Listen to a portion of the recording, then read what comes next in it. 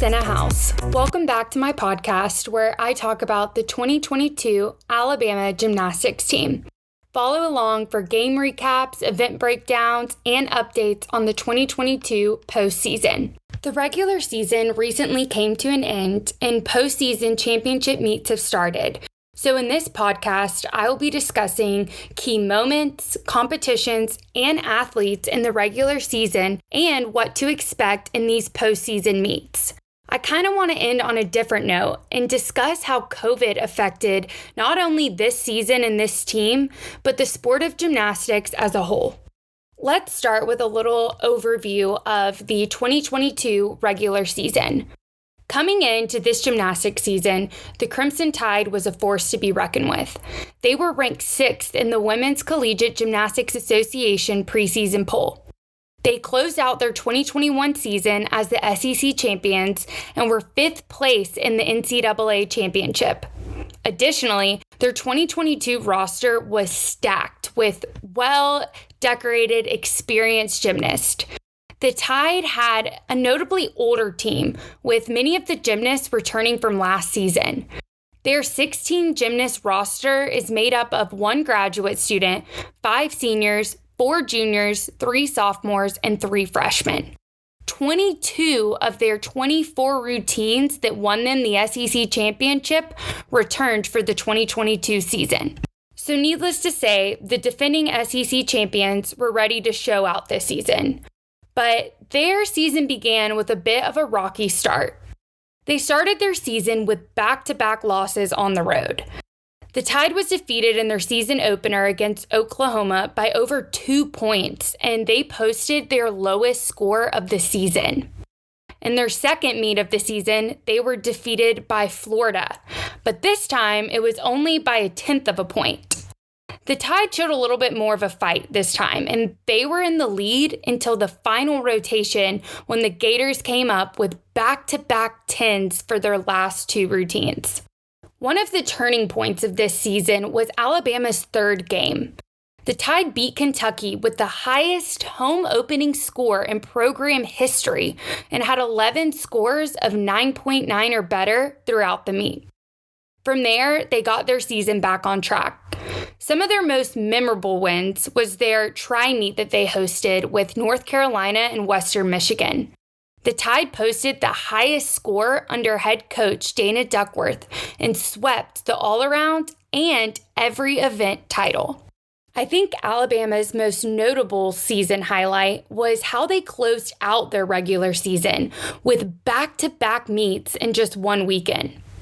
The Tide started the weekend by defeating Arkansas with a score of 198 to 196 in their last home meet. This was Alabama's 2nd best score in school history and their 5th score of 198 or better. But they were not done there. Less than 48 hours later, the Crimson Tide rocked its 2nd consecutive score of 198 in the Elevate the State meet against Auburn, Arkansas, and Georgia. Junior Luisa Blanco shares her thoughts on this team's consistency and dedication throughout the season that has led them to this accomplishment. We hit those routines and practice all the time. So, it just makes sense that we hit our average, and our average just happens to be great. And I feel like we're going to be doing that week after week. And I have so much faith in my girls. I trust the coaches. I trust our training. And I feel like that's what's really set us apart this year, especially going 198 twice. And we still have more in the tank. The Tide finished out their regular season with 2 incredible back-to-back wins, and they were ready to head into the SEC championships. However, they faced much adversity during this meet as they fought to defend their 2021 SEC champion title. The Crimson Tide came into this meet ranked 6th nationally, and they were ready to compete. However, things took a turn for the worst before the meet could even begin. During warm-ups, senior Sanaya Mitchell ruptured her Achilles. Mitchell has been a fierce competitor for the Tide on the floor event all season. Alabama was able to quickly recover, though, and they opened up the night on floor with 5 out of 6 gymnasts scoring a 9.85 or better. Alabama was on vault next, and they were in second place to Florida after the rotation. Alabama shined on bars, and they had 6 gymnasts scoring a 9.9 or better. They went into the final event of the night .200 points behind Florida. Alabama fought hard on the beam to take the win, and they had Ella Burgess and Lexi Graber posting a 9.9 score. Luisa Blanco took the beam as the last competitor of the night, hoping to help the Tide take the lead.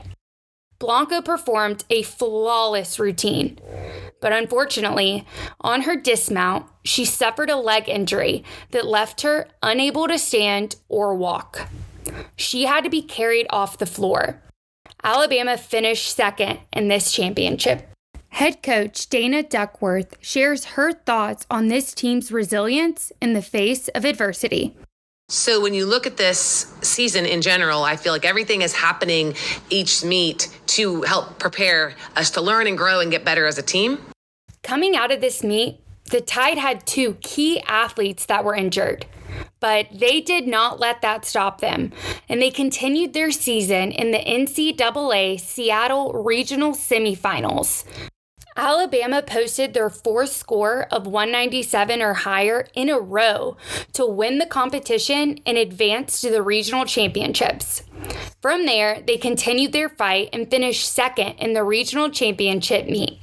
Alabama is set to compete in the NCAA Championships semifinal round in Fort Worth, Texas on April 14th. Coming out of this regular season and into the postseason competitions, some of the key players that have really stood out to me have been Luisa Blanco, Lily Hudson, and Lexi Graber. Lexi Graber is actually a grad student, and she is the first gymnast in program history to compete in 5 different seasons. This is due to the NCAA Student Athlete Extra Year of Eligibility due to the COVID-19 pandemic. Graber shares what this team and this extra year has meant to her. This time it really hit me. Last time with my girls out there, I've been here for 5 years now, and it's been the best 5 years of my life, so definitely hit me real hard. Graber has played an important role in this 2022 season. With so much experience under her belt, she has made herself known as a natural leader. This whole entire 2022 gymnastics team has a lot of veterans with a lot of experience under their belt. Almost all of the girls on this roster, except for 3, have been here for the last year, so they really understand each other and have been able to work well. This has been seen in the results not only from their regular season, but their postseason as well. And that is a really cool part about the extra year of eligibility that came from COVID. But there are some more negative consequences due to the COVID pandemic and the impacts that it has had on this sport. Of all the sports impacted by the pandemic, I would argue that gymnastics was one of the hardest hit. This sport requires a lot of equipment that has to be housed in a gym or a warehouse or any big location that most people don't have access to in their basement or garage. This made it incredibly difficult for these gymnasts to practice during the lockdown. A research study posted in 2021 stated that there was a significant increase of gymnasts who quit the sport during lockdown due to lack of availability of spaces and training materials and the lack of motivation to practice due to social distancing. The sport of gymnastics, and specifically the UA gymnast, have faced many challenges due to the pandemic. But the Crimson Tide has prevailed, and they look forward to continuing on their postseason in the NCAA championships. That's all that I have for you today. Make sure and tune back in for updates and other information regarding UA's 2022 gymnastics team. Thanks.